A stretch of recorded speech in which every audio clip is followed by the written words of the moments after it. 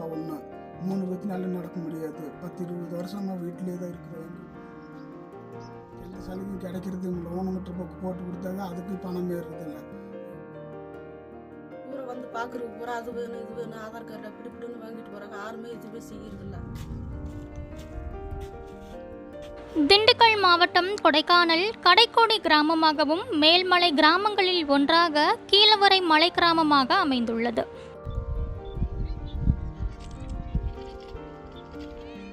இந்த மலை கிராமத்தில் வசிப்பவர் தான் முருகன் தனம்மாள் தம்பதியினர். இவர்களுக்கு 2 மகன்கள் 1 மகள் உள்ளார்கள். இந்த மூவரும் பிறந்த முதல் நாள் நன்றாக இருந்த நிலையில் 7 வயது வந்தவுடன் கால்கள் செயலிழந்து ஒருவர் பின் ஒருவராக மாற்றுத்திறனாளிகளாக உள்ளார்கள்.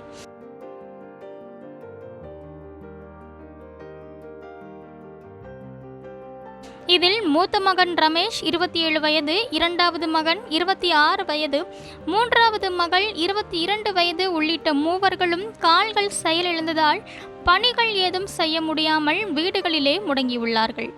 மேலும் இவரது தந்தை தினக்கூலிக்கு 300 ரூபாய் சம்பளத்திற்கு சென்று வருவதாக கூறுகின்றார். இவர்கள் கழிவறைக்கு செல்வதற்கு இவரது தந்தை மற்றும் தாய் உதவியுடன் தூக்கிச் சென்று வருகின்றார்கள். இந்த நிலையில் இந்த மூவர்களில் மூத்த மகனுக்கு கடந்த 5 வருடத்திற்கு முன்பே மாற்றுத்திறனாளி துறை சார்பில் மாற்றுத்திறனாளிகளுக்கான புத்தகம் வழங்கப்பட்டது. இதேபோல் மற்ற இருவர்களுக்கும் கடந்த 6 மாதங்களுக்கு முன்பு மாற்றுத்திறனாளிகள் புத்தகம் வழங்கப்பட்டுள்ளது. இந்த நிலையில் இந்த மாற்றுத்திறனாளிகள் புத்தகத்திற்கு மாதந்தோறும் வழங்கப்படும் நிவாரணத் தொகை தற்பொழுது வரை கிடைக்கவில்லை என்று வேதனை தெரிவிக்கின்றார்கள்.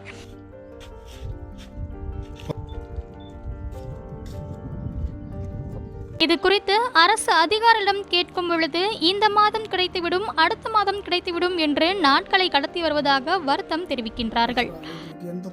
எங்களால் நடக்க முடியாது. அண்ணன் தம்பி 2 பேரும், பாப்பா ஒன்று, 3 பேத்தினாலும் நடக்க முடியாது. 10-20 வருஷமாக வீட்டிலே தான் இருக்கிறோம். எங்கேயும் போகிறதில்ல. யாரும் வந்து பார்க்குறதும் இல்லை.